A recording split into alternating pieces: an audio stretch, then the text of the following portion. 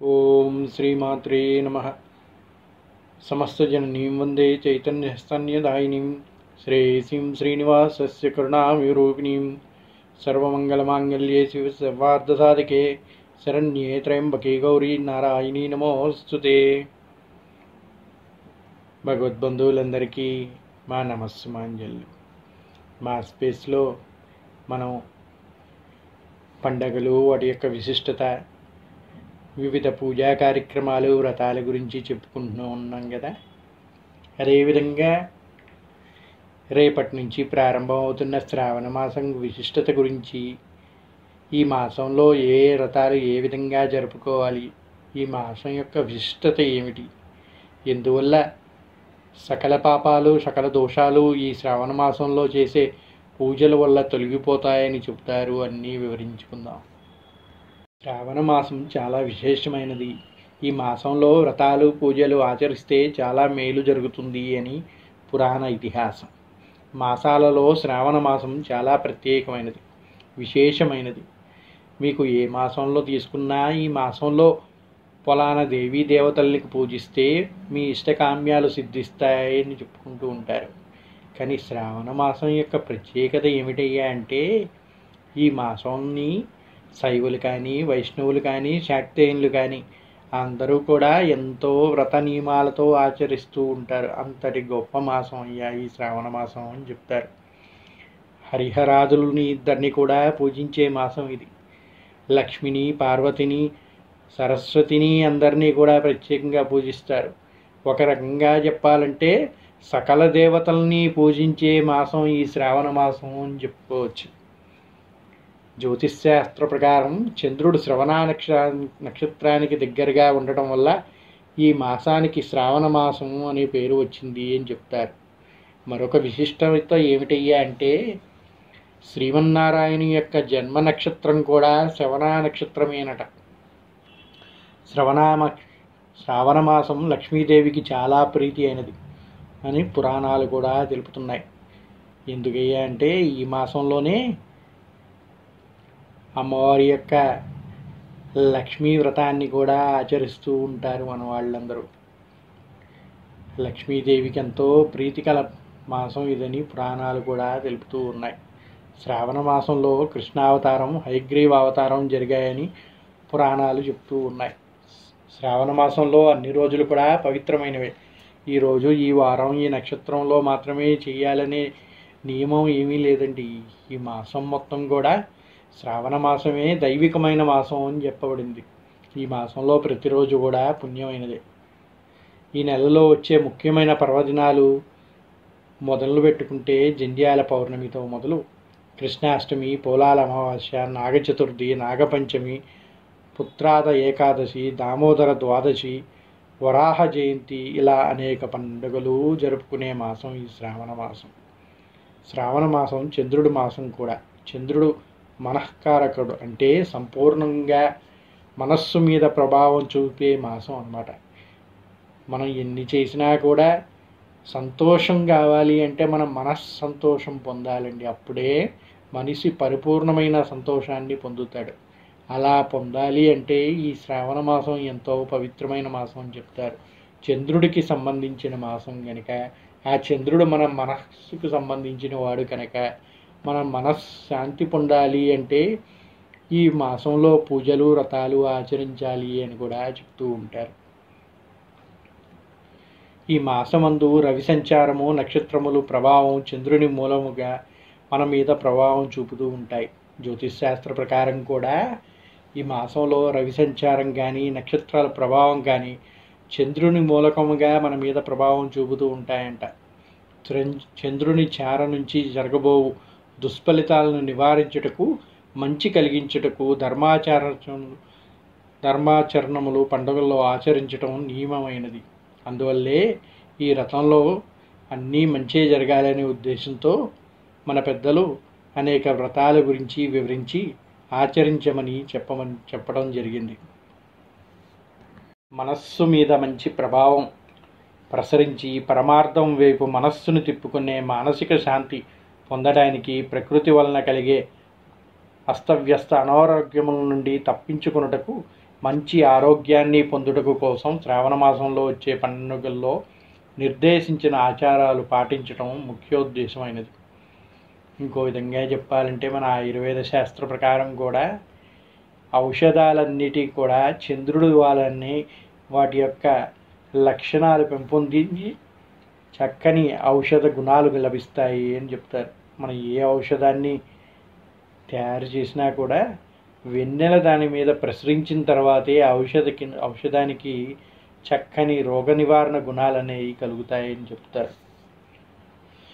ఈ మాసం చంద్రుని మాసం అవ్వటం వల్ల ఆ చంద్రుని స్పర్శతో మరింత సౌఖ్యాన్ని మనకి కలిగిస్తూ ఉంటాడు, మన యొక్క వ్యాధులన్నింటినీ నివారిస్తాడు అని చెప్పి ఆర్యోక్తి. మనస్సు మీద మంచి ప్రభావం చూపిస్తూ ఉంటుంది కనుక పరమార్థం వైపు మనస్సుని కానీ తిప్పుకుంటే ఎంతో చక్కని శాంతిని, సుఖాన్ని, సంతోషాన్ని పొందగలుగుతాము అని చెప్తారు. శ్రావణ సోమవారంలో నిష్ఠగా చేసేవారికి అన్నిటా విజయం లభిస్తుంది అంటారు. అందులో ఈ శ్రావణ మాసం సోమవారం రోజే ప్రారంభమవుతుంది. ఇది మరొక విశిష్టత. మానసిక స్థైర్యం లభిస్తాయని పెద్దల మాట. శ్రావణ మంగళవారం రోజున గౌరీదేవిని పూజిస్తారు, తెలుసు కదా. అంతకు ముందు రోజు శివుడిని ఆరాధించడం ద్వారా గౌరీ పూజ పరిపూర్ణమవుతుందని చెప్తారు. ప్రకృతి పురుషులైన పార్వతీ పరమేశ్వరుల్ని చక్కగా ఆరాధిస్తే మనకన్నీ శుభాలు కలుగుతాయి. కనుక ఈ శ్రావణ మాసం సోమవారంతో ప్రారంభమవటం, సోమవారం సోముడు అనగా మన చంద్రుడు, అటు శివుడు కూడా చెప్తూ ఉంటారు. కనుక ఆ శివుని ఆరాధించడం వల్ల ఆయన యొక్క అనుగ్రహం మన మీద పరిపూర్ణంగా లభించి మంగళవారం మనం చేసుకునే మంగళగౌరీ వ్రతానికి మరింత సిద్ధించి చేస్తుంది అని చెప్పి చెప్తూ ఉంటారు. అందుకని ఈ శ్రావణ మాసం మరింత ప్రత్యేకమైనది. మొదటి రోజు పరమేశ్వరుడిని పూజించి రెండో రోజు మంగళగౌరీ వ్రతాన్ని ఆచరించాలి అని చెప్తూ ఉన్నారు. మాసంలో ఏ వారాలు ఏ విధంగా పూజలు జరుపుకోవాలి అని చెప్పేసి అందరికీ ఒక మీమాంస ఉంటుంది కదూ. అందుకే చెప్తున్నాను, వినండి. శ్రావణ సోమవారం రోజు ఈ మాస ఆరంభం నుంచి ఈ మాసం అంతా కూడా శ్రావణ సోమవారంలో శివభక్తులు ఉపవాసాలు ఉంటారు. దీక్షతో ఉపవాసం ఉండి శివుడికి అన్ని రకాల అభిషేకాలు నిర్వహిస్తారు. పార్వతీదేవికి కుంకుమ పూజ చేస్తే స్త్రీలకి ఐదోతనం కలకాలంగా నిలుస్తుందని భక్తులు ప్రగాఢంగా నమ్ముతారు. అందుకే ఆ ప్రకృతి పురుషులైన పార్వతీ పరమేశ్వరుల్ని సోమ మంగళవారాల్లో అర్చిస్తూ ఉంటారు. ఇక శ్రావణ మంగళవారం కృష్ణుడు ద్రౌపదీదేవికి, నారద మునీంద్రుడికి, సావిత్రీదేవికి ఉపదేశించిన మంగళగౌరీ వ్రతాన్ని ఈ మంగళవారం రోజు ఆచరిస్తారు అని చెప్తారు. ఈ మాసంలో ఆచరించడం ఎంతో ప్రాశస్త్యమైనది. మంగళగౌరి కటాక్షంతో ఏ స్త్రీపై ఉంటుందో వారికి వైధవ్య బాధ ఉండదు అంట. సర్వవిధ సౌభాగ్యాలతో వారు వర్ధిల్లుతారు అని చెప్తారు. కొత్తగా పెళ్ళైన వారికి తప్పగా 5 సంవత్సరాలు ఈ వ్రతాన్ని ఆచరించడం ఆనవాయితీ. అలాగే కొన్ని ప్రాంతాల వారు ఈ వ్రతాన్ని పెళ్లి కాని పిల్లల చేత కూడా చేయిస్తారు. పెళ్లికి ముందు 4 సంవత్సరాలు చేయించి పెళ్ళైన తర్వాత 1 సంవత్సరం ఈ వ్రతాన్ని నోచుకుంటూ ఉంటారు. ఆ విధంగా మంగళగౌరీ వ్రతాన్ని ఆచరించి ఆ మాంగళ్యదేవి అయిన ఆ పరమేశ్వరి ఆశీస్సులు పొందాలి. ఆ తర్వాత మరో విశిష్టమైన రోజు ఏమిటయ్యా అంటే ఈ శ్రావణ మాసంలో శ్రావణ శుక్రవారం. ఈ మాసంలో పౌర్ణమికి ముందు వచ్చే శుక్రవారం నాడు వరలక్ష్మి వ్రతాన్ని ఆచరిస్తారు. వరలక్ష్మీదేవిని షోడశోపచారాలతో పూజలు చేస్తే అష్టైశ్వర్యాలు, ఆయురారోగ్యాలు, ఐదోతనం, సంతానాభివృద్ధి కలకాలం ఉంటాయని శాస్త్రం చెప్తుంది. లక్ష్మీదేవి భక్తి సులభురాలు. ధనం, భూమి, విజ్ఞానం, ప్రేమ, కీర్తి, శాంతి, సంతోషం, బలం ఈ అష్టశక్తుల్ని అష్టలక్ష్ములుగా ఆరాధిస్తూ ఉంటాం.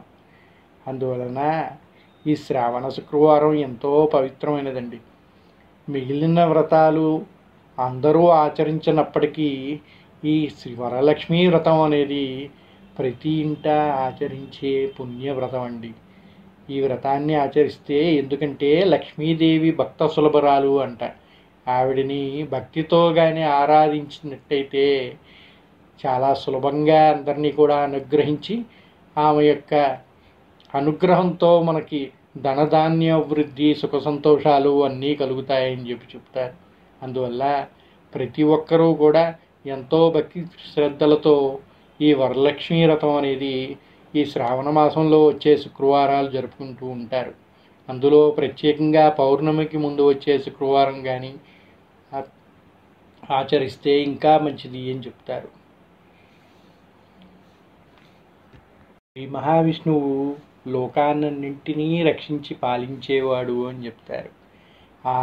ఆయనకి శక్తులన్నీ ప్రసాదించేది శ్రీ మహాలక్ష్మీదేవి. అతీత విషయాలని సామాన్య మానవులు గ్రహించలేరు. ఈ శక్తులన్నీ సక్రమంగా ఉంటేనే మనకి ఆయురారోగ్యాలు, ఐశ్వర్యాలు, సంతోషాలు కలుగుతాయి. లక్ష్మీదేవికి అత్యంత ప్రీతికరమైన శుక్రవారం నాడు పూజిస్తే ఇవన్నీ చేకూరుస్తుందని శ్రీ సూక్తం వివరిస్తుంది. అష్టలక్ష్ములతో వరలక్ష్మీదేవికి ఓ ప్రత్యేకత ఉంది. మిగిలిన లక్ష్మీ పూజల కంటే వరలక్ష్మీ పూజ శ్రేష్టమని శాస్త్రవచనం. శ్రీహరి జన్మ నక్షత్రమైన శ్రవణం పేరిట వచ్చే శ్రావణ మాసంలో వరలక్ష్మీ వ్రతాన్ని ఆచరిస్తే విశేష ఫలితాలు లభిస్తాయి. ఈ వ్రతం వివిధ ప్రాంతాల్లో వివిధ సాంప్రదాయాల్లో ఆచరిస్తారు. ఎవరు ఏ రీతిలో ఆచరించినా సకల శుభకరమైన మంగళప్రదమైన ఈ వరలక్ష్మీదేవి పూజ జగదానందకరమైనదని భక్తుల విశ్వాసం. ఇక ఈ యొక్క మాసంలో వచ్చే ఒక్కొక్క పండుగ గురించి ఇక్కడ క్లుప్తంగా చెప్పుకున్నప్పటికీ ఆ పండుగ ముందు రోజున మనం తప్పకుండా వాటి గురించి వివరంగా చెప్పుకుందాం. దాన్ని బట్టి మీరు ఆ వ్రత నియమాల్ని పాటిస్తూ ఆ లక్ష్మీదేవి కానీ, ఆ విష్ణుమూర్తి కానీ, ఆ పార్వతీ పరమేశ్వరుల అనుగ్రహం కానీ సకలం పొందాలని కోరుకుంటూ ఉన్నాం. ఇక ఈ మాసంలో మరో పవిత్రమైన రోజు ఏది అంటే శ్రావణ శనివారాలు. చూసారండి, శ్రావణ సోమవారం, శ్రావణ మంగళవారం, శ్రావణ శుక్రవారం, శ్రావణ శనివారం. దాదాపు వారంలో ఉన్న అన్ని రోజులు కూడా ఏదో ఒక విశిష్టత కలిగే ఉన్నాయి ఈ శ్రావణ మాసంలో. ఇక శ్రావణ శనివారం ఎంత పవిత్రమైనది అంటే ఈ మాసంలో వచ్చే శనివారాల్లో ఇంటి ఇలవేల్పును పూజిస్తూ ఉంటారు.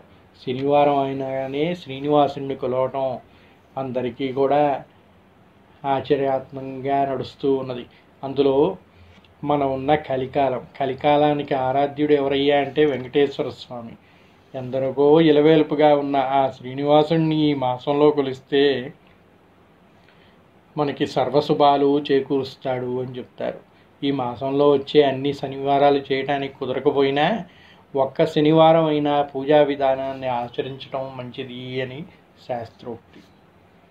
ఇక మరో విశిష్టమైనది ఏమిటయ్యా అంటే పండగల గురించి చెప్పుకుంటే శ్రావణ పౌర్ణమి, జంధ్యాల పౌర్ణమి, హయగ్రీవ జయంతి అని జరుపుకుంటూ ఉంటారు.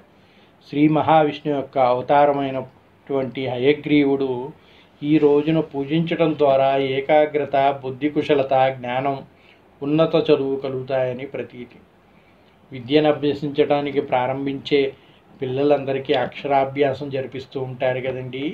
వాళ్ళందరి చేత ఈ హయగ్రీవ పౌర్ణమి రోజు స్వామివారికి పూజ జరిపిస్తే సకల శుభాలు కలుగుతాయి. చక్కని విద్యని, బుద్ధిని, జ్ఞానశక్తిని ప్రసాదిస్తాడు హయగ్రీవుడు అని చెప్తారు.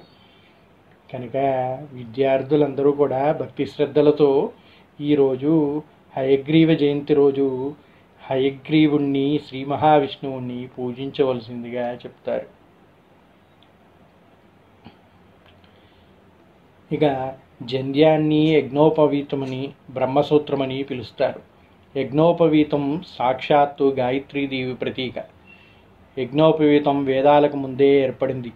పరమ పవిత్రమైన యజ్ఞోపవీత ధారణ వల్ల జ్ఞానాభివృద్ధి కలుగుతుందని, యజ్ఞాన్ని ఆచరించే ఫలం కలుగుతుందని వేదోక్తి.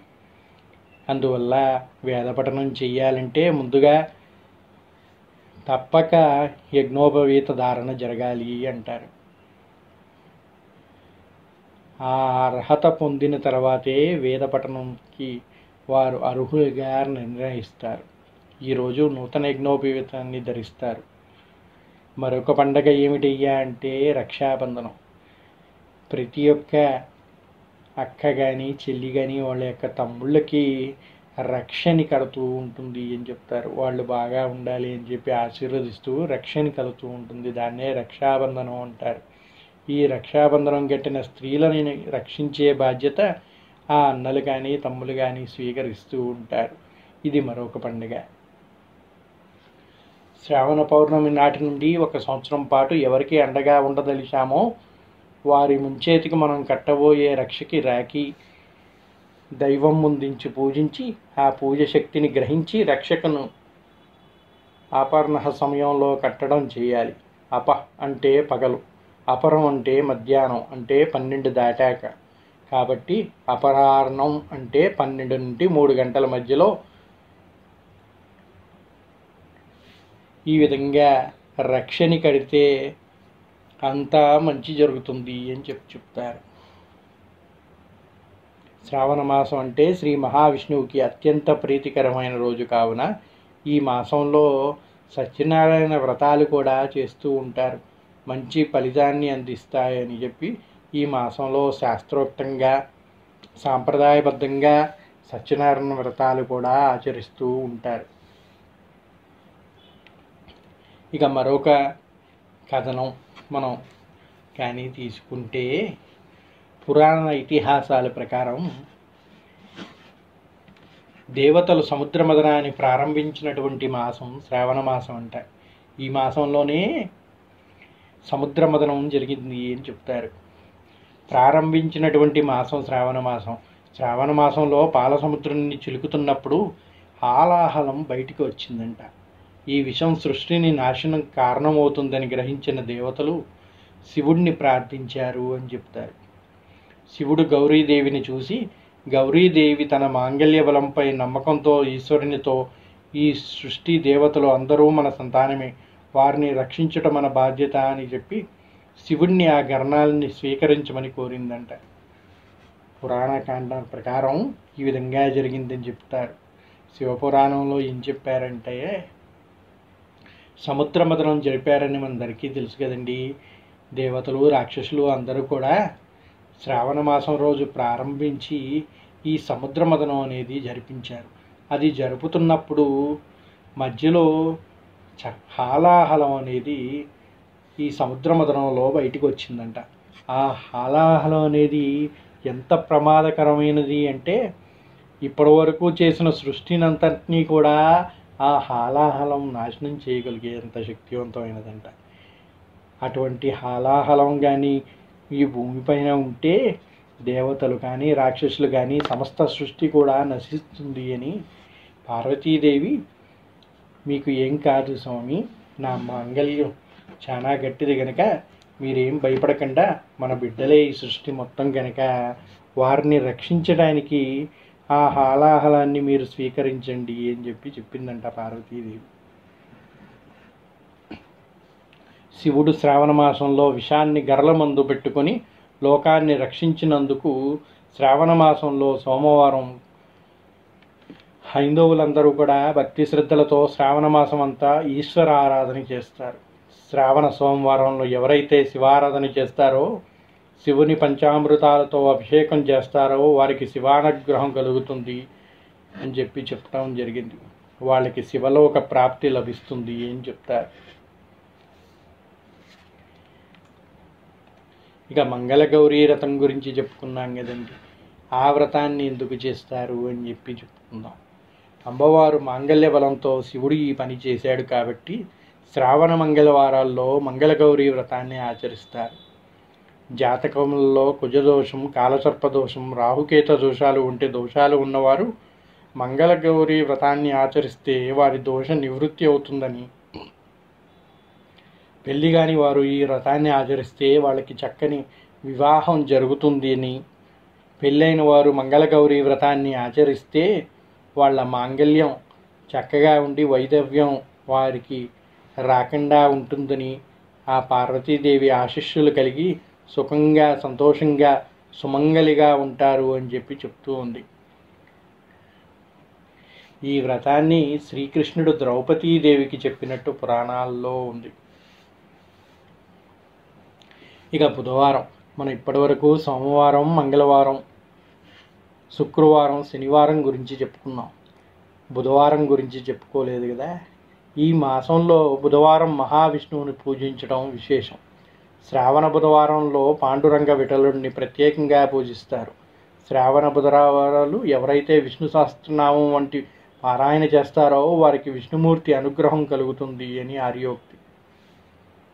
ఈ విధంగా ఈ మాసంలో ప్రతి ఒక్క వారం కూడా ఎంతో పవిత్రమైనదండి. ఈరోజు ఆ రోజు అని లేదు, భక్తి శ్రద్ధలతో ఆచరించాలే కానీ శ్రావణ మాసంలో ఏ పూజ చేసినా కూడా మీకు ఫలితం లభిస్తుంది అని చెప్తూ ఉంటారు. శ్రావణ శుక్రవారాల్లో వరలక్ష్మి వ్రతాన్ని ఆచరించాలి. మన పురాణాల ప్రకారం అష్టలక్ష్ములు ఉన్నారు. అష్టలక్ష్మిల్లో ఒకరైన వరలక్ష్మిని పూజిస్తే అష్టలక్ష్ములని పూజించినట్టే అని శాస్త్రాలు తెలియజేస్తున్నాయి. జ్యోతిష్ శాస్త్ర ప్రకారం మానవుల జీవితంలో దుఃఖాలు, కష్టాలు, ఇబ్బందికర పరిస్థితులు ఏర్పడితే ఆ పరిస్థితి నుంచి బయటికి రావడానికి ఈ వరలక్ష్మీ వ్రతాన్ని ఆచరిస్తూ ఉంటారు. కొంతమంది వరలక్ష్మీ వ్రతం అంటే ఆడవాళ్ళు చేసేది కదండి, మనం చేసేది ఏముంటుంది అని చెప్పి అనుకుంటూ ఉంటారు కదా. అది ముమ్మాటికి తప్పండి. అమ్మవారిని స్త్రీ పురుషుల భేదం అవసరం లేదు, అందరూ కూడా పూజించవచ్చు. ఈ వ్రతాన్ని దంపతులు కానీ, పెళ్ళి అయినవారు కానీ, పెళ్ళి కానివారు కానీ ప్రతి ఒక్కరూ కూడా వరలక్ష్మీ వ్రతాన్ని ఆచరించవచ్చు. దానికి పద్ధతులు ఉన్నాయి, వివరంగా చెప్పబడి ఉన్నాయి. వరలక్ష్మీ వ్రతం గురించి స్కంద పురాణంలో ఉంది.